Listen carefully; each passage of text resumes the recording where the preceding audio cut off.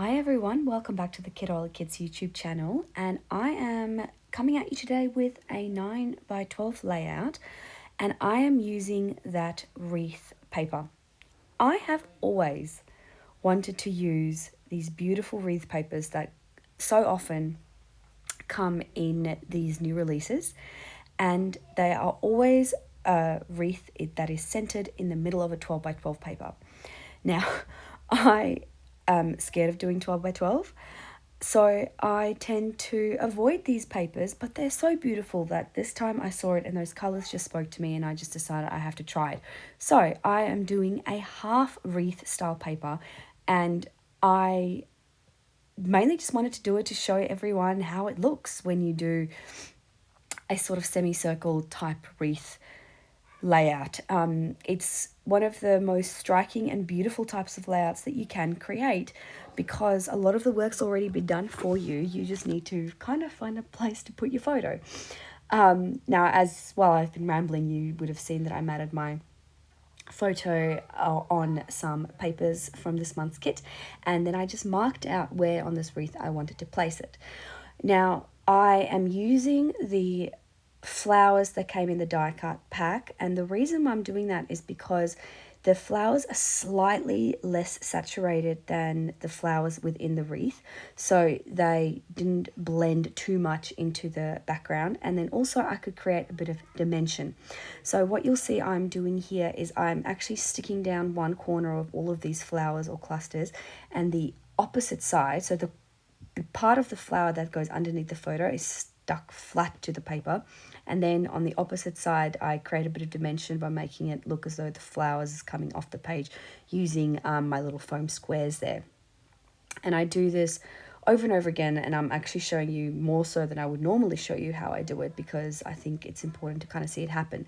With those little flowers, it was really difficult to do that sort of technique, so I just kind of like used the foam dot on the back and then created the dimension that way.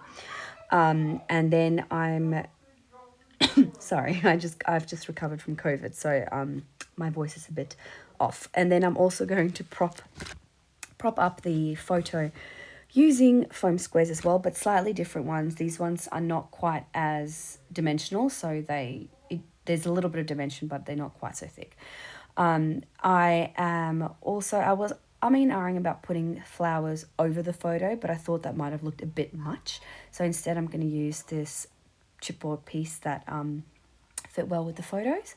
What I loved about these ones is that they've got the four sides of the flower that you can then fold up and then stick the middle down.